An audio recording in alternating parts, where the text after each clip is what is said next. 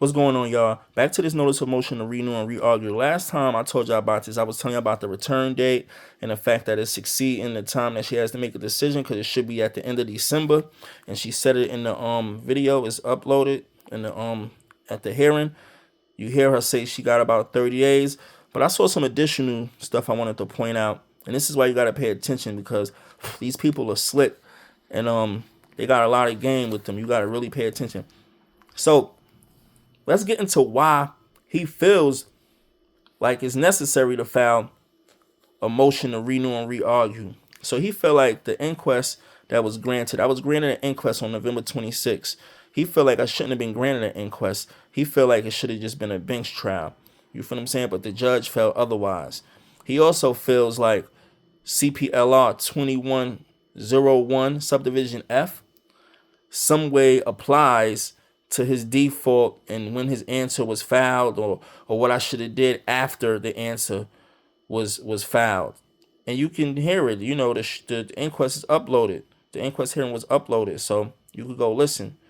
You know, now I already told y'all CPLR 2101 F deals with a defect in the form of papers, and you can pull it up yourself.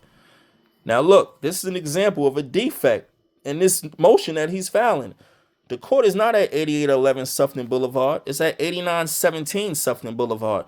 That's what he's talking about. Now that I would have to send back within 15 days and say there's a defect, blah, blah, blah.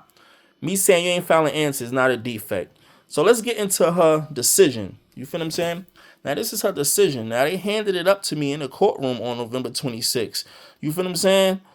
So I couldn't have time to review it. The same thing they did when I was in housing court, and HPD handed up the violation summary report while I was in front of the judge, so I couldn't review it. Same thing they did. Lesson to be learned, y'all. When you're dealing with a proceeding that same day and they handing you papers and the papers dealing with that proceeding, tell them you need time to review it. You feel what I'm saying? A short recess or whatever to review it.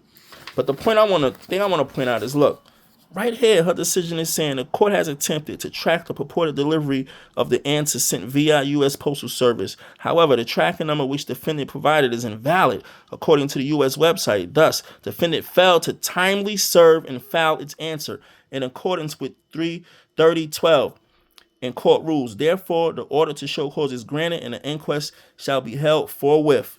That right there is a crazy technicality, because his argument is when it went in the mail, when it got to the court, this, that, and the third, what I should have did when I got it. But if the tracking number is invalid and the judge is saying you failed to timely file and serve an answer, case closed.